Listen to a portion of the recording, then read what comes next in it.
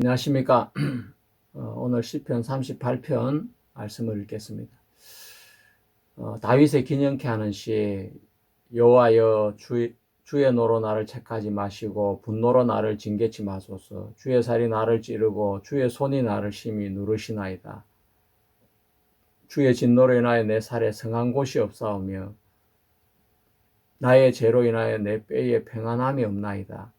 내 죄악이 내 머리에 넘쳐서 무거운 짐 같으니 감당할 수 없나이다. 내 상처가 썩어 악취가 나오니 나의 우매한 연고로소이다. 내가 아프고 심히 구부러졌으며 종일토록 슬픈 중에 다니나이다. 내 허리에 열기가 가득 차고 내 살에 성한 곳이 없나이다. 내가 피곤하고 심히 상하였음에 마음이 불안하여 신음하나이다. 주여, 나의 모든 소원이 주 앞에 있사오며 나의 탄식이 주 앞에 감추이지 아니하나이다. 내 심장이 뛰고 내 기력이 쇠하여 내 눈의 빛도 나를 떠났나이다. 나의 사랑하는 자와 나의 친구들이 나의 상처를 멀리하고 나의 친척들도 멀리 섰나이다. 여기 말씀까지 읽었습니다. 시편 38편의 표제부에는 다윗의 기념케 하는 시라고 표제가 붙어 있습니다. 하지만 이 내용은 회개의 내용들로 주를 이루고 있습니다. 그래서 로마 가톨릭 교회에서는 시편 6편과 32편, 38편, 또 51편, 또 143편, 이건 다윗의 시고, 그 외에 102편과 130편, 이렇게 7개의 시를 전통적으로 회개시로 분류를 하고 있습니다. 하지만 시편 38편은 다른 회개의 시들과 아주 다른 특징을 가지고 있습니다. 오늘 그 부분을 깊이 공부하면서 회개의 진정한 가치가 무엇인지 좀 더 깊이 들어가 보도록 하겠습니다. 시편에 나오는 회개의 시들은 공통적인 구조를 가지고 있는데 죄에 대한 회개와 또 하나님께 대한 용서를 간구하는 것, 또 하나님께 용서를 받아서 기뻐하고 감사하는 그런 구조를 가지고 있습니다. 죄로 인해서 고통을 하고, 그래서 하나님을 자꾸 부르짖게 되어지고, 그 결과로 확신을, 죄사함의 확신을 얻기도 하고, 또 하나님의 구원을 기다리기도 하고, 계속해서 하나님을 간구하는 이런 중심축을 이 시편의 회개시는 가지고 있습니다. 그들을 좀 유형별로 나누어 보면 7개의 시편이 다 다른 구조를 가지고 있는 것을 볼 수 있습니다. 시편 6편은 먼저 응답 확신을 가지는 구조를 가지고 있습니다. 하나님께서 곡성을 들으셨도다 라는 표현을 이렇게 하면서 응답에 대한 그 확신이 나타나고 있는 시편이고, 시편 32편은 제3의 복음이 아주 선명하게 드러나고 있는 제3 선언의 회개시라고 할 수가 있겠습니다. 그리고 시편 51편은 아주 유명한 다윗의 시인데, 바로 제사함을 받은 이후에 정결과 재창조의 내용을 담고 있는 그런 시라고 볼 수가 있습니다. 그리고 시편 130편은 제사함에 대한 신뢰와 기다림을 중심으로 두고 있습니다. 그리고 시편 38편은 징계 속에서 고통하고 있는 그 내용을 주로 담고 있고, 시편 143편은 의가 없는 것을 인식을 하면서 하나님께 계속해서 간구하는 내용을 담고 있습니다. 시편 102편은 공동체의 탄식과 회복을 주 내용으로 하는 시라고 할 수 있습니다. 이 회개시 7개가 유행별로 나누어 보면 서로 같은 내용이 없을 정도로 다양한 유행을 가지고 있습니다. 우리가 좀 더 심층적으로 분석을 해 보겠습니다. 시편 6편은 응답의 확신을 가지고 있는 회개를 말해주고 있습니다. 하나님의 고통, 하나님 주시는 고통이나 징계에 대해서 그는 하나님을 부르짖게 되어지고, 그리고 그 하나님이 기도를 들으실 것에 대한 확신을 노래하면서 결국 승리를 선언하고 있습니다. 직접 어떤 죄에 대한 구체적인 언급을 하지 않고 하나님께서 주시는 분노나 진노를 통해서 하나님의 징계를 우리는 인식할 수가 있습니다. 하지만 결정적인 전환은 주께서 내 곡성을 들으셨도다라는 그 문장에서 드러나고 있습니다. 회개 이전에 관계 회복에 대한 그 응답이 체험적으로 나타나고 있는 믿음을 담고 있는 시라고 할 수 있겠습니다. 그리고 시편 32편은 로마서 4장에서 인용이 될 정도로 아주 복음적인 시라고 할 수 있습니다. 죄를 숨겼을 때는 고통이 찾아오지만 죄를 자복했을 때 즉각적으로 사유와 그로 인한 기쁨과 훈계가 따라오는 것을 노래하고 있습니다. 이 회개의 중심은 자복이 아니라 하나님의 사유 선언입니다. 사유, 용서 선언인 것입니다. 그리고 시편 51편은 정결과 재창조를 강조하고 있는 시입니다. 우리가 이 시의 표제부에는 바세바 사건 이후에 나단 선지자가 다윗에게 왔을 때 지어진 시라고 적혀 있습니다.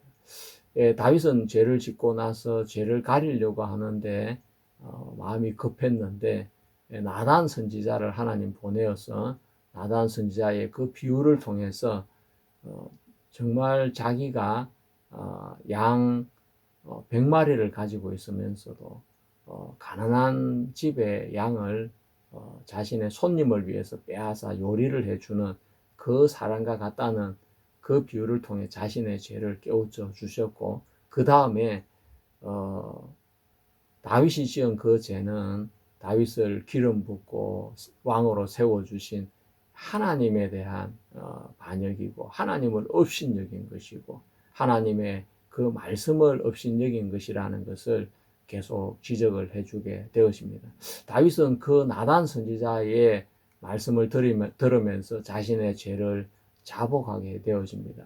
내가 여호와께 죄를 범하였습니다 했을 때 그 하나님은 나단 선지자의 입술을 통해서 여호와께서 당신의 죄를 사하셨습니다 라는 죄사함의 선포를 해주셨고, 그 뒤에 이 시가 이어지고 있는 것입니다. 다윗은 죄사함을 받았습니다. 그렇지만 그는 정말 자신의 그 왜곡된 마음에서부터 정결해지기를 하나님께 요청하고 새로운 마음의 창조가 되어지기를 바라면서 이 시는 계속 노래가 이어지면서 하나님께 대한 회복과 회복되었을 때 또 자신이 죄인에게 도를 가르친다는 그 사명까지 이어지면서 이 시의 중심은 정결과 심령의 재창조라고 말할 수가 있겠습니다. 그리고 시편 130편은 이 제사유에 대한 신뢰와 기다림이라고 할 수 있습니다. 죄를 인식했을 때 하나님에게만 제사유에 대한 근한이 있다는 것을 알고 하나님을 기다리고, 또 공동체적인 소망을 중심으로 해서 이 시가 노래가 되고 있습니다. 주께서 죄악을 감찰하실진대 누가 서리까라는 죄인식이 나오고, 사유하심이 주께 있으면 하면서 주를 경외케 하심이니다 라고 핵심적인 전환이 일어나고 있습니다. 회개는 즉각적인 변화가 아니라 죄에 대해서 사유하시는 주님을 붙잡고 기다리는 믿음인 것을 알 수가 있습니다. 그리고 시편 38편은 오늘 우리가 집중적으로 공부를 할 내용인데, 징계 속에서 고통을 계속해서 노래하고 있습니다. 회복에 대한 선언이나 감사나 그런 부분들이 나타나지 않는 것이 이 시가 가진 특징이라고 말할 수 있고, 또 그 특징은 다윗의 기념케 하는 시라는 표제와 연결이 되어지면서 이 시는 뭔가 다른 회개의 시들과 다르게 아주 깊은 의미를 담고 있다는 것을 말해주고 있습니다. 우리가 좀 이어서 그 부분을 더 깊이 찾아보겠습니다. 143편은 우리 인간은 의의가 없다는 그 인식에서 시작을 해서 하나님을 간구하는 구조로 되어져 있습니다. 그래서 하나님의 인도를 요청하고 구원을 간구하는 그런 내용으로 이 시는 쓰여져 있는데, 주의 목전에 의로운 인생이 없나이다 라고 선언을 하면서, 하지만 구체적인 죄의 고백은 없고 대신에 가르치소서, 인도하소서, 끌어내소서라는 이런 표현들이 연결이 되어지고 있습니다. 해결하기보다 전적인 의존의 기도에 가깝습니다. 시편 102편은 공동체적인 탄식과 회복을 노래하고 있는 시입니다. 고통으로 인해서 영원하신 하나님을 찾게 되어지고 시온의 회복과 언약의 지속을 노래하고 있습니다. 개인보다는 공동체 중심으로 노래가 흘러가고 있고, 무너진 시온에 대한 회복의 간구를 담고 있습니다. 죄의 결과로 무너진 역사 속에서 다시 언약의 회복을 바라보는 탄식이 노래되고 있습니다. 시편의 회개는 하나의 행동으로 말을 할 수가 없습니다.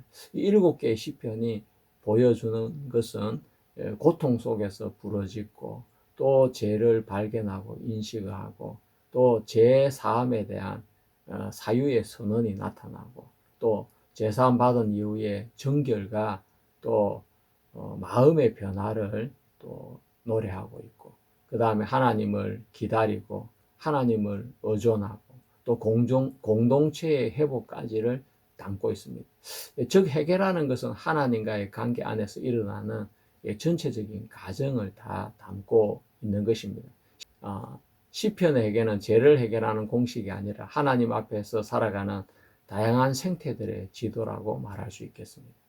자, 그러면 우리가 이제 이 히브리의 핵심 단어인 하타와 페사, 아본, 이 죄를 뜻하는 이 단어들을 통해서 이 회개의 시들이 가지고 있는 내용들을 좀 더 깊이 분석을 해 보겠습니다. 회개의 시 7편을 단순 구조가 아니라 히브리의 죄 개념인 이 하타와 페사, 아본 중심으로 재배열을 하면서 그 시들이 어떤 내용을 중점적으로 이야기하고 있는지, 그리고 그 시가 어떻게 흘러가고 있는지를 좀 더 살펴보겠습니다. 먼저 이 세 단어가 의미하는 내용을 우리가 지난 시간에도 공부했지만 복습하는 의미에서 다시 한 번 더 살펴보도록 하겠습니다. 이 하타라는 것은 가장 많이 쓰이는 죄에 대한 단어인데, 빗나갔다, 목표에서 벗어났다, 이런 뜻을 가지고 있는 단어입니다. 율법을 어겼을 때 주로 사용이 되고, 속죄제사에 나타나는 그 죄가 바로 이 하타입니다. 관계 회복이 속죄제사를 통해서 가장 빠르게 이어지는 내용이라고 할 수 있겠습니다. 그리고 페사라는 이 단어는 반역을 뜻하는 죄인데, 의도적인 거역, 관계를 깨트리는 의지적인 죄로 한글 성경에는 허물이라고 번역이 되는 단어입니다. 페사는 반드시 자복을 하고 돌이켜야 되는 그런 죄인 것입니다. 허물인 것입니다. 그리고 아본이라는 이 죄가 있는데, 이것은 한글 성경에는 악이라고, 죄악이라고 번역이 되는 단어인데, 이것은 비틀림, 왜곡을 의미를 담고 있는 인간의 어떤 내면의 뒤틀림이 있다는 것을 뜻하는 죄의 깊은 구조적인 상태를 표현을 하고 있습니다. 악이다, 죄악이다, 이렇게 번역이 되고 있습니다. 자, 그래서 우리는 죄나 허물이나 이 악이라는 이 세 단어가 이 회개의 시에서 어떻게 사용이 되어졌는지 이렇게 살펴보도록 하겠습니다. 복음을 담고 있는 시편 32편에서는 이 하타와 페사와 아본이라는 세 단어가 모두 다 등장을 하게 되었습니다. 왜냐하면 제3은 이런 제2의 전 영역에서 이루어져야 되기 때문에 제2의 전 영역을 다루고 있고, 자복을 통해서 즉각적인 제2의 사유를 경험하고 기쁨을 회복하게 되었습니다. 그래서 시편 32편은 죄를 숨기지 않고 드러내는 것을 강조하고 있는데, 전체 죄를 현실로 직면하면 하나님 앞에 나갈 수밖에 없고, 그때의 즉각적인 죄사함을 통해서 자유를 얻게 되어지는 것입니다. 그리고 죄사함 이후에 정결을 노래하고 있는 시편 51편은 아본이 중심이 됩니다. 내가 죄악 중에 출생하였으며 하면서 이 죄악, 이 악이라는 이 단어가 바로 아본인데, 이 아본은 존재 자체의 그 삐뚤어지고 왜곡된 그 상태를 이야기하고 있습니다. 그래서 죄사함은 받았지만 여전히 존재 자체가 삐뚤어져 있고 왜곡이 되어져 있기 때문에 나를 정결케 하소서라는 이 정결케 해달라는 이 표현은 죄를 씻어달라는 표현보다 이 왜곡되어져 있고 삐뚤어져 있는 그 상태를 하나님 앞에 들고 나와서 그 영혼의 정결을 요청하고 있는 것입니다. 내 속에 정한 마음을 창조하시고 내 안에 정직한 영을 새롭게 하소서라는 이런 표현들이 이어지면서 왜곡되고 중심이 삐뚤어져 있는 그 인성, 그 재성이 하나님의 창조로 인해서 새로워지게 되기를 바라는 노래인 것을 볼 수 있습니다. 시편 6편은 죄를 언급하지 않고 있습니다. 그리고 상태 중심이 이렇게 노래되고 있는데, 하타나 페사나 아본이라는 이런 단어들이 명시되어 있지 않고 오직 고통과 징계에 대한 긍휼을 구하는 것을 볼 수 있습니다. 밤마다 눈물로 내 침상을 띄우며 내 요를 적시나이다 라고 하면서 여호와께서 내 곡성을 들으셨도다 라고 관계 회복이 선언이 됩니다. 죄에 대한 분석이 없고 관계 회복이 먼저 오는 것은 이 시가 우리에게 보여주는 하나의 새로운 놀라운 특징이라고 할 수 있겠습니다. 그리고 시편 143편은 보편적인 죄 인식이 나타나고 있고 구체적인 내용이 없습니다. 의로운 자가 없다는 이 말씀을 통해서 보편적인 죄 인식으로 시작이 되어집니다. 특정한 죄가 없고 인도를 요청하는 기도로 끝이 나고 있습니다. 그래서 이것은 죄에 대한 고백보다 하나님의 의존 중심이 되는 시라고 할 수 있겠습니다. 그리고 시편 102편은 개인적인 죄가 없고 구조적인 상태를 나타내고 있습니다. 죄라는 단어를 찾아볼 수 없음에도 공동체의 붕괴와 이로 인해서 회복을 갈망하는 시기 때문에 회개의 시로 분류가 되었습니다. 아본의 집합적인 결과라고 볼 수가 있습니다. 특정 죄보다 죄의 결과로서의 역사적인 고통에 시는 집중하고 있습니다. 자, 우리가 이 내용들을 좀 종합해 보면 회개의 시지만 결국 기쁨으로 끝이 나고 있는 그 시들은 시편 32편, 시편 51편, 시편 130편이라고 할 수가 있습니다. 죄를 직면하고 죄에 대한 사함을 노래하면서 그리고 마지막에는 하나님께 대한 감사와 기쁨을 표현하고 있습니다. 그리고 시편 6편이나 시편 143편은 죄의 분석보다 하나님께 나아가는 그 관계 중심적인 그런 회개의 시라고 할 수가 있습니다. 근데 유독 시편 38편만큼은 죄에 대한 고통, 내면의 고통이 시편 마지막까지 이어지고 있는 시가 시편 38편인 것입니다. 그래서 시편 38편은 아주 우리에게 깊은 가르침을 주는 시고, 표제부에 붙어 있는 다윗의 기념케 하는 시라는 이 표제처럼 이 시를 인해서 다윗 삶에 많은 변화가 일어나는 것을 알 수 있습니다. 자, 우리가 이 죄를 히브리 성경은 크게 한 세 가지로 나누고 있는데, 하타와 페사와 아본으로 나누고 있습니다.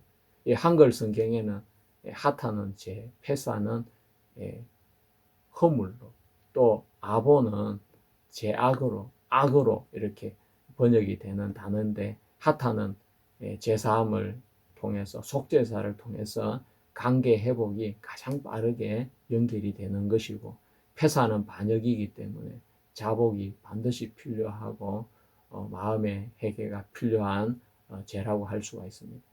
아본은 내면이 뒤틀어졌기 때문에 창조가 필요한 그런 부분이 바로 아본, 제악으로 번역되는 이 죄가 아본인 것입니다.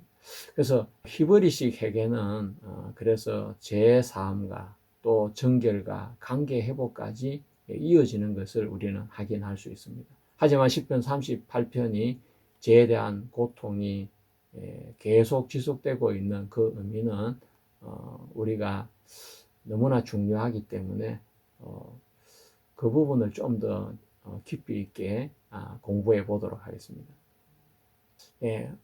아본을 발견한다는 것은 내가 단순하게 간음을 했거나 살인을 한 것을 발견하는 것보다 훨씬 더 큰 발견이라 할 수 있습니다. 내 내면이 뒤틀어져 있고 왜곡되어져 있기 때문에 내가 내 내면의 그 마음을 따라 살다 보면 결국은 잘못된 왜곡된 길로, 제약의 길로, 반역의 길로, 결국 하나님을 거스리고 대적하는 길로 흘러갈 수밖에 없는 것입니다. 다윗은 바세바 사건을 통해서 자신의 죄를 발견을 하게 되어지는데, 그 죄의 발견은 단순하게 자기가 간음한 죄만 발견하고 살인한 죄만 발견한 것이 아니라 자신의 내면의 상태 자체가 왜곡되고 뒤틀려져 있다는 사실을 발견을 하게 되어지는 것입니다. 아본의 발견이라고 할 수가 있습니다. 그것은 로마서 7장에 바울이 말한 죄의 발견과 아주 유사한 발견이라고 할 수가 있습니다. 자, 우리가 아본을 발견했을 때, 내 심령이 왜곡되어져 있고 하나님을 향해 뒤틀려져 있는 사람이구나. 그렇다면 내가 내 마음을 믿고 내 생각을 믿고 내 마음을 따라 살면 반드시 잘못될 수밖에 없구나. 그런 깨달음을 얻을 수가 있게 되는 것입니다. 그래서 성도들에게 구원을 얻기 위한 회개가 있어야 되지만 신앙생활을 하면서 자신의 잘못에 대한 그런 회개도 따라와야 되는데, 이 오늘 시편 38편에서의 회개는 자신의 제약된 성품, 바로 왜곡되고 뒤틀려져 있는 자기 자신에 대한 발견으로 인한 회개라고 할 수가 있습니다. 그것은 예수 그리스도께서 하신 말씀과도 연결이 됩니다. 예수님은 마태복음 16장에 제자들에게 이렇게 말씀하셨습니다.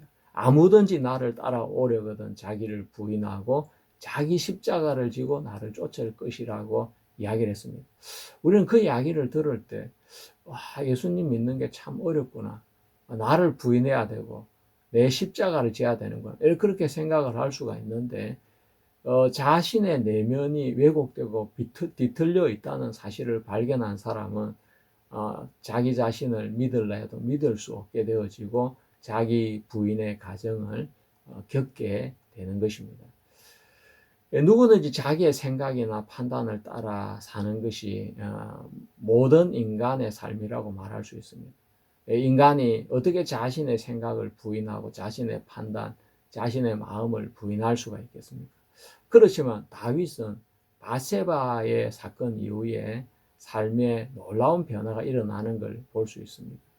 그것은 다윗이 자신의 왜곡되어져 있는 자신의 심령을 발견했기 때문에 그런 것입니다. 다윗은 죄를 용서받기 위해서 고통을 한 것이 아니었습니다. 다윗의 죄는 이미 나단의 입술을 통해서 하나님이 용서했다고 선언이 되어졌기 때문에 그는 죄에 대한 고통은 사라졌습니다. 그렇지만 다윗을 짓누르고 있는 그 고통, 그 얼마나 다윗의 마음을 짓누렀으면 주의 살이 나를 찌르고 주의 손이 나를 심히 누르시나이다.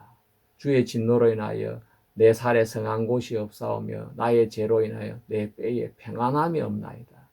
내 죄악이 내 머리에 넘쳐서 무거운 짐 같으니 감당할 수 없나이다.